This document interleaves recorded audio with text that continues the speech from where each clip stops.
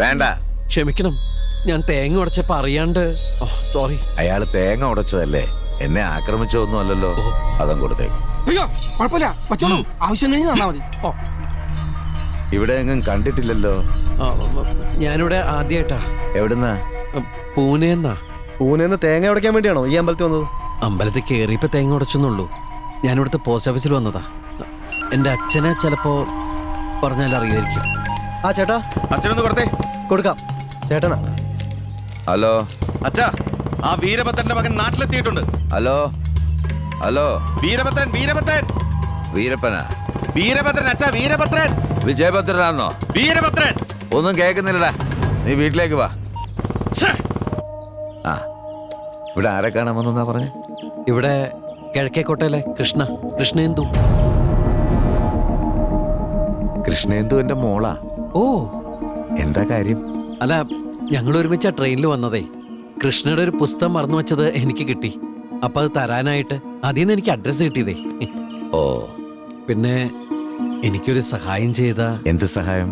അത് എന്റെ അച്ഛൻ എന്റെ അവിടെ നടയടക്കാറായി. ആ, എന്നാ നമുക്ക് വീട്ടിൽ ചെന്ന് സംസാരിക്കാം. ഞങ്ങളെ കാണാൻ വന്ന ആള് ഞങ്ങളുടെ അതിഥിയാണ്. ഓഹ്,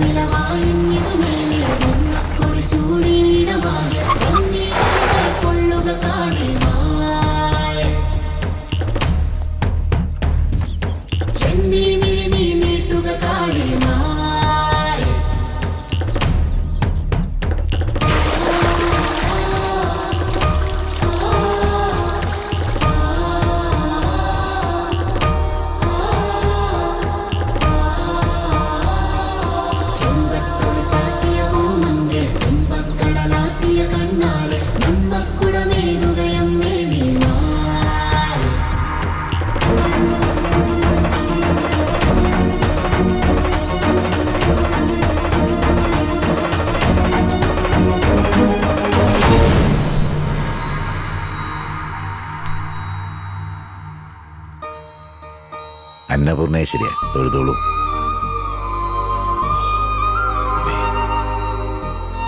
ഇതെന്താ വീടിനുള്ളില് അമ്പലം? തലമുറകളായി കൈമാറി വരുന്ന സമ്പ്രദായങ്ങളും വിശ്വാസവും. ഇവിടെ വരുന്ന ഓരോ ആളും ഞങ്ങളുടെ അതിഥിയാ. ഓ,